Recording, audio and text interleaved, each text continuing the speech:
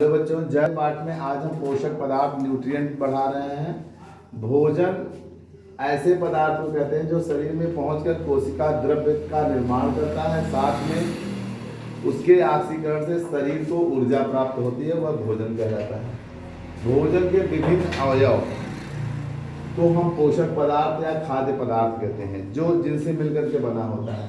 भोजन में उपस्थित पोषक पदार्थ कौन होते हैं? पहला होता है ऊर्जा उत्पादक पदार्थ, जैसे कार्बोहाइड्रेट होता है और आपका वसा होता है। इसमें कौन आते हैं? ग्लूकोज, चीनी, घी, तेल आदि आते हैं। मरम्मत तथा निर्माण पोषक पदार्थ, जो हमारे शरीर में टूट फूट लग जाए, चोट वोट, उसकी मरम्मत करते हैं और उसको पोषण देते हैं। तो उसमें कौन आता है? प्रोटीन। प्रोटीन कहाँ से मिलता है? सोयाबीन से, दाल से, दूध से, अंडे से, मांस से, मछली से।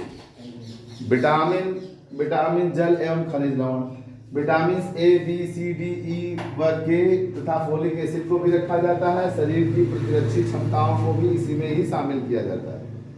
न्यूक्लिक अम्ल में आपका आता है डीएनए, आरएनए, जो कि माता पिता के गुणों को अपने बच्चों में ले जाने का कार्य करता है। अब आता है पहला कार्बोहाइड्रेट। कार्बोहाइड्रेट कार्बन, हाइड्रोजन और ऑक्सीजन के मिलने से बना होता है। इसका अनुपात 1:2:1 होता है तथा इसका सामान्य सूत्र CH2O का होल N होता है। इनके ऑक्सीकरण से हमारे शरीर को ऊर्जा मिलती है और 1 ग्राम कार्बोहाइड्रेट यदि आपके पास है तो वह 4.1 किलो कैलोरी एनर्जी देता है आपको। अगर जूल में कन्वर्ट करेंगे तो 17 किलो जूल एनर्जी देता है। कार्बोहाइड्रेट के प्रकार, कार्बोहाइड्रेट 3 प्रकार के होते हैं। पहला है मोनोसेक्राइड्स, दूसरा है आपका ऑलिगोसेक्राइड, तीसरा है पॉलीसेक्राइड।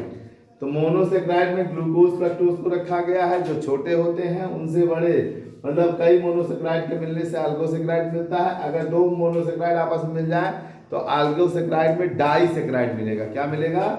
डाइसेक्राइड। 3 मिल जाए तो ये 3 मिल जाए तो ट्राइसेक्राइड, 4 मिल जाए तो टेट्रासेक्राइड, 5 मिल जाए तो पेंटा। अब इसके बाद आ जाएगा पॉलीसेक्राइड। पॉली माने बहुत सारे सेक्राइड।